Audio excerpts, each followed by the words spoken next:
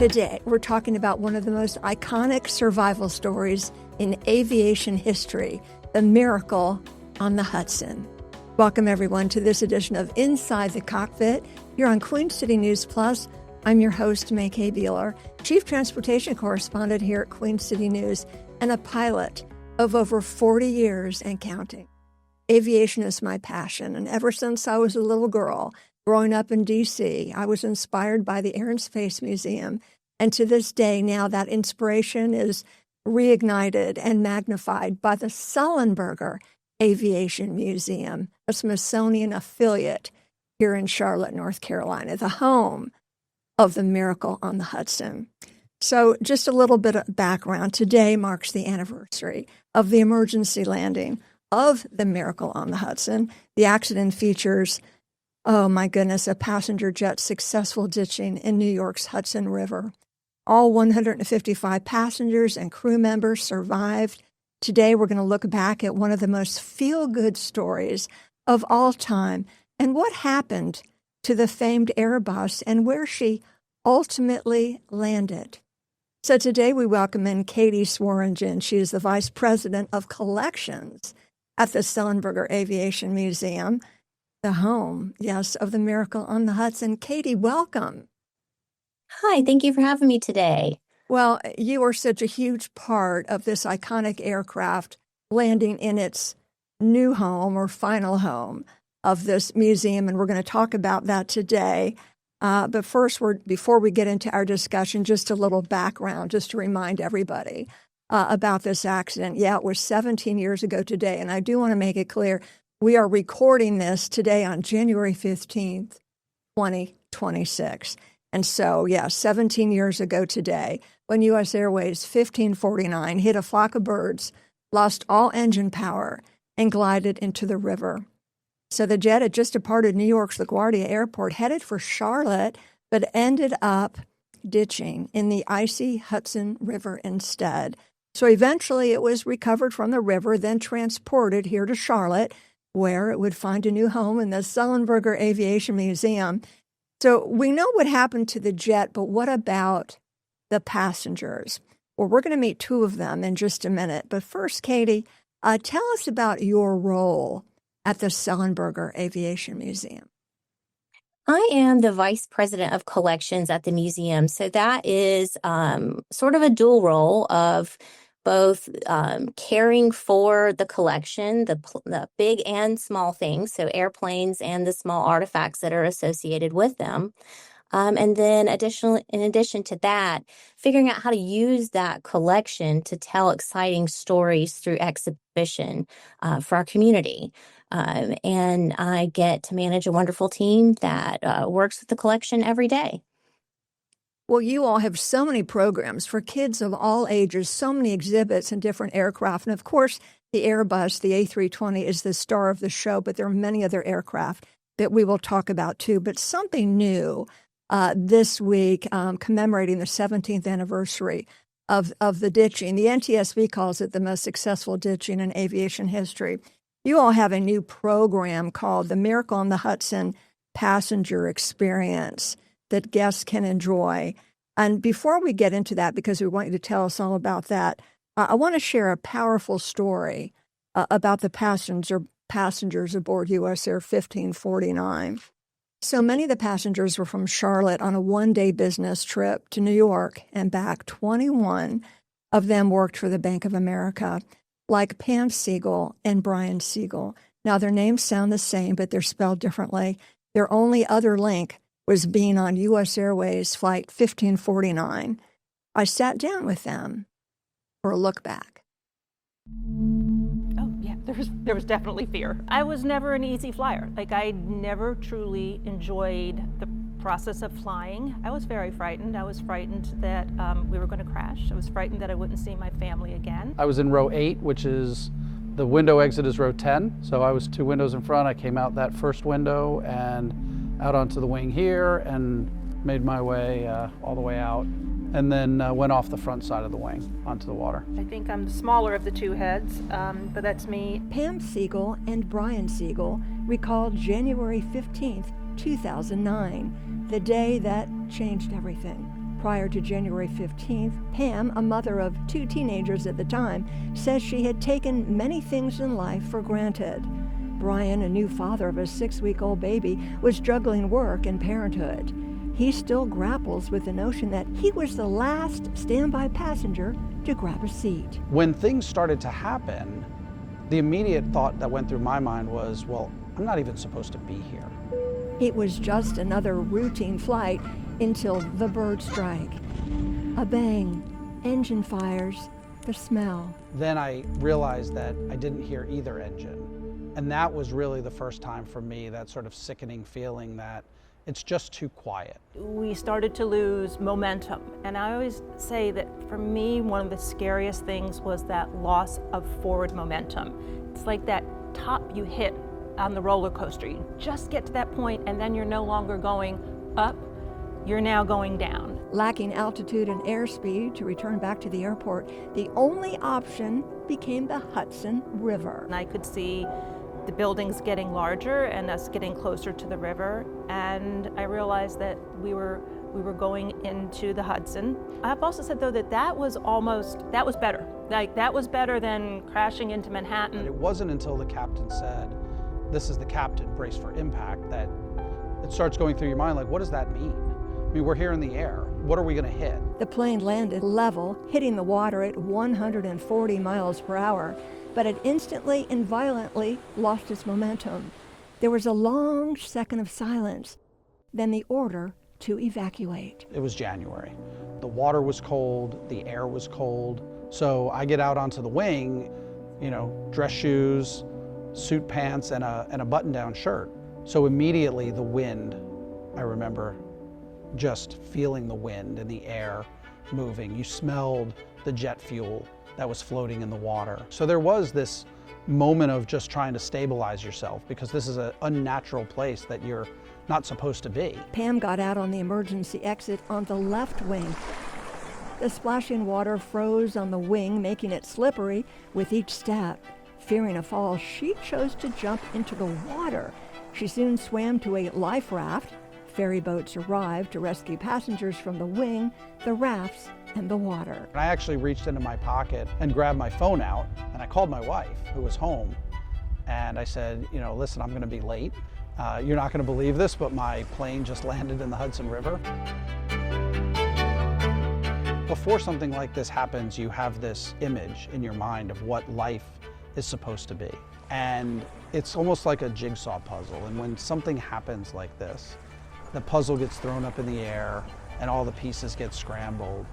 And eventually you do put the puzzle back together again. But when you do, the picture's a little bit different. But look, I wake up and even if I'm having a bad day, if things are stressed, I can always go back to looking at it and saying, there's a chance I might not have been here. Talk about your life flashing before your eyes, and what I've said is it's not the past, it's the future. It's the future without you. It's that hole that you'll leave. Did my kids go on and do okay? It's that absence of you in the future. So yeah, I was frightened. Pam told me that about a week before the accident, the ditching in the river, she had a dream where she saw herself in a river. Okay, so I have goosebumps. So now, Katie, we've got this new program, the Miracle on the Hudson Passenger Experience, where people can get up close and personal with artifacts. A lot of exciting stuff to talk about there. We're going to take a break, and when we come back, you'll fill us in. Stay with us. Welcome back, everyone, to this special edition of Inside the Cockpit. It's the 17th anniversary of the most successful ditching in history, according to the NTSB, the Miracle on the Hudson, U.S. Airways Flight 1549. The iconic aircraft now has a home at the Sullenberger Aviation Museum. That's a Smithsonian affiliate, the premier aviation museum of the Southeast in Charlotte, located at Charlotte Douglas International Airport. If you think all museums are stuffy and stale, you haven't been to this one. It is amazing. And joining us again today is Katie Swearingen. Katie, tell us about this new exhibit. What is it, and what can guests expect? So I think one of the questions that we get asked a lot by the community and visitors is, why do you have the Miracle on the Hudson aircraft here in Charlotte? And a lot of people don't know that it was destined for Charlotte.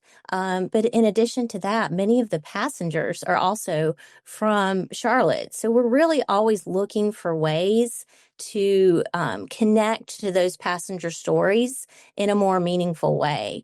And this new program that we have developed is a 2-hour immersive experience that allows the guests to join one of our trained interpreters and to walk around the plane and really get an inside perspective on what were the passengers going through that day. Everyone gets a ticket memento as if you immersing yourself as if you were a passenger.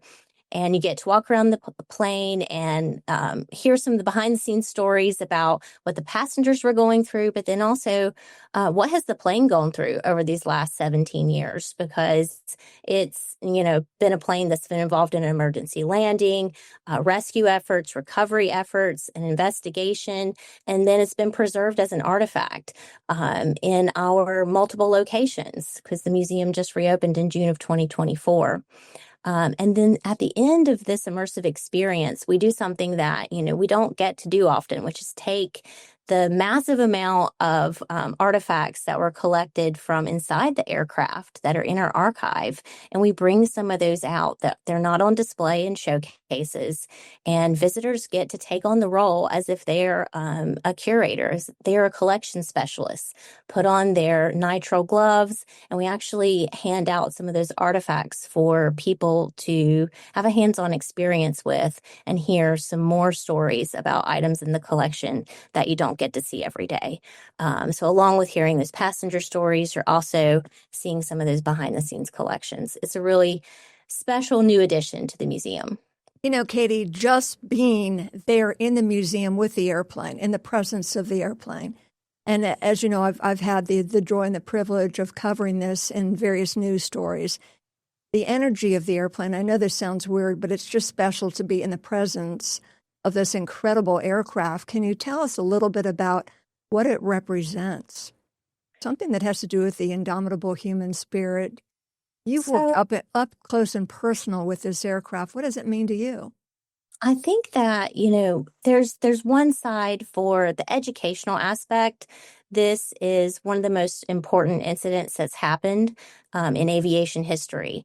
And we're really able to tell a story of an aviation safety system and how it really worked that day. So there's a lot to learn from it, but there's also this human component to it.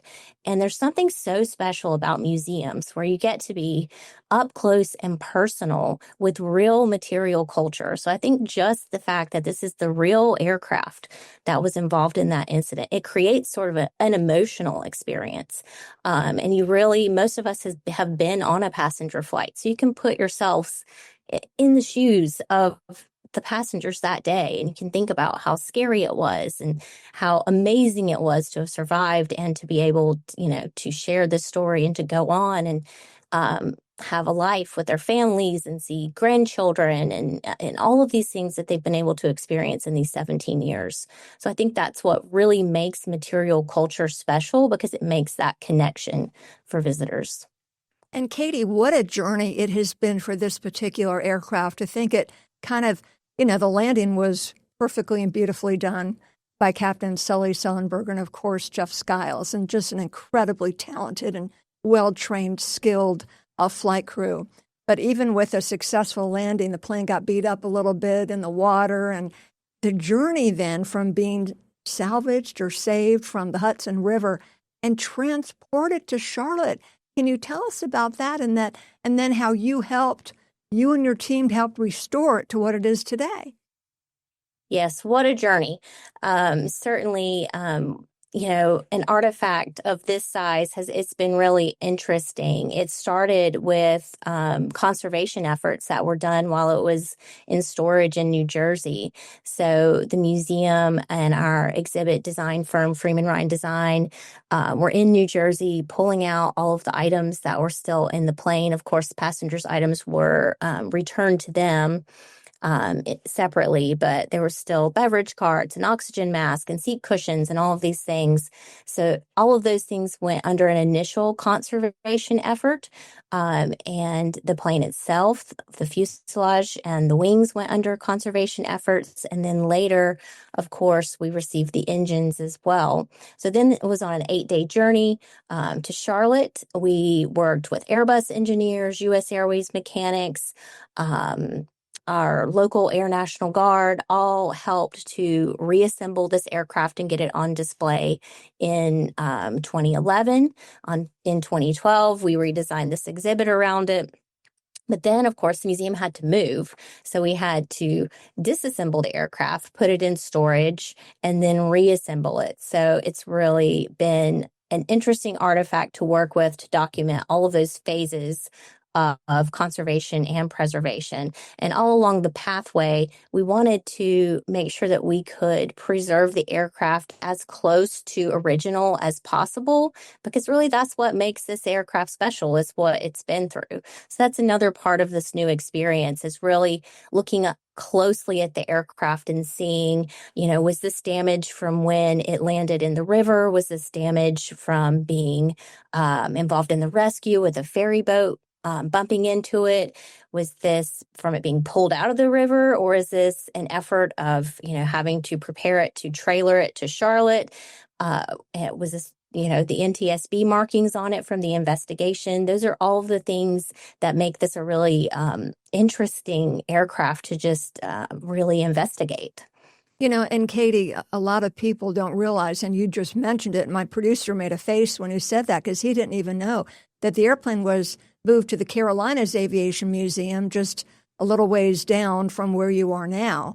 And then, of course, you had to move it again to this brand new, incredible facility where it sits today on the campus of Charlotte Douglas International Airport. And in moving it from the Hudson, there are people that I know, and I'm sure you know, that happen to be driving along I-77 or wherever, and they see the fuselage on this flatbed truck, and they all stopped and lined up in awe, because I think of what the plane represents to us. Absolutely. Even from that video and seeing how people were just so emotionally affected, seeing it coming down the highway to us.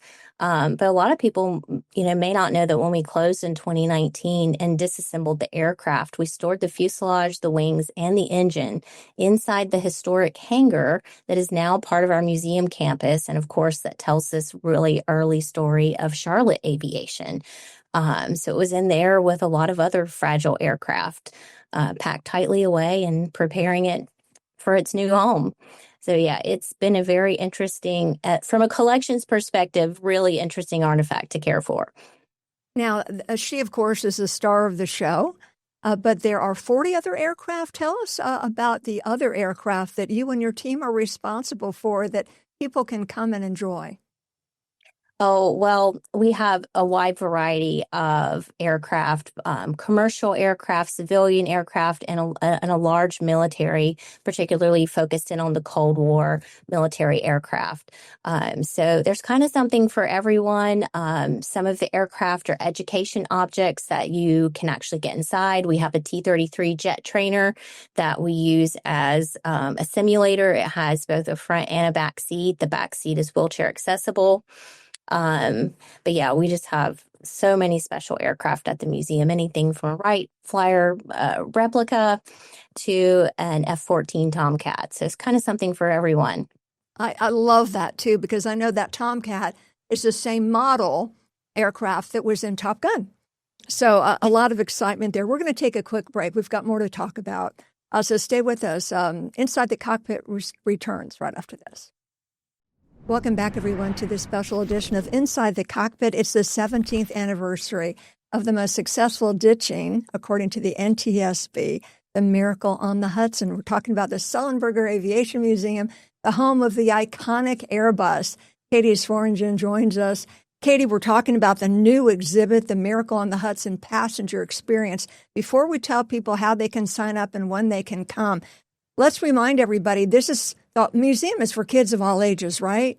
Can you tell us a little bit about the maker space where kids can be involved and making different things and flying simulators. And what is your favorite plane, Katie? Yeah, absolutely. So our makerspace is really a place for it's for innovators, the future innovators of America, to come and test designs and make a rocket, make make an airplane, and really just get up close and personal with STEM principles, which are really important. So there's something for all ages, and it's also a really fun family activity. So if you have kids and you're interested in getting involved in makerspace activities, they do rotate monthly. So I would say it's a really good opportunity to look into a museum membership so you can come back over and over again. And it's all about inspiring the next generation of aviators, aviation enthusiasts, pilots, aviation enthusiasts of all ages and all colors and all backgrounds. It's one of the most inspirational places I have ever been. For people who want to come and do the Miracle on the Hudson Passenger Experience program, how do they sign up, and when is that, Katie? So we're going to run this program every Wednesday and Friday. It starts at 10:45 and it's a 2-hour experience. You can sign up through the museum website prior just to make sure that you reserve your space. There's only 15 slots per tour. Because it's a very intimate experience. So I'd recommend signing up before, but also if you come day of and it's something that you want to add on to your visit, you can certainly do so. And the Smithsonian, this is a Smithsonian affiliate, as mentioned earlier. It's a nonprofit. How can people help support this? Because there's so many programs that affect the community. How can we help? I think the thing that's the best that the general community can do is to get a membership so you can come out and enjoy the museum over and over again and stay connected. But there's always ways to donate and get involved if you want to volunteer at the museum, if you have an interest in sharing. If you have aviation experience and you're interested in sharing that with our visitors, that's a way to be involved. An outright donation. If you have someone who was an aviator in your family and you want to be a part of our BRIC program where they can be on the pathway in the entrance of the museum, that's another way to support. You can support directly if there's a program that means a lot to you, like our Flight Forward program or some of our summer camps. You can support those directly as well. Okay, so information at sullenbergeraviation.org. As we say goodbye, what message, Katie, do you have for young folks especially who may think, oh, I'd love to be a pilot. I'd love to fly a plane. I'd love to be in aviation, but I don't know how to go about it, or I'm not smart enough, or I don't know anybody, or that's just not for me, but I sure can dream about it. Can they do more than dream? Absolutely. I got involved with museums because I find them to be such inspirational access points. So I think for people of all ages, but certainly for kids, when you're coming into the museum, it's a place where you can just become inspired. You can see others that have innovated and created and flown. And, not only just pilots, but engineers and mechanics and all of these, working for the CLT airport. There's so many job opportunities there. So it's just an entry point. The museum is an access point for you to learn more about, what goes on in the aviation industry and how you could potentially become involved, but also just an access point to just become inspired about, following your own dreams, becoming an innovator yourself. Katie, we're going to end it there. That's wonderful. Katie Swearinger, Vice President of Collections at the Sullenberger Aviation Museum, home of the Miracle on the Hudson, on the campus of Charlotte Douglas International Airport, a must-see. Katie, thank you so much for your inspiration and all you do. We appreciate you. Thank you, May-Kay. And thanks to all of you for joining us on this edition of Inside the Cockpit. I'm your host, May-Kay Beeler. Thanks for joining.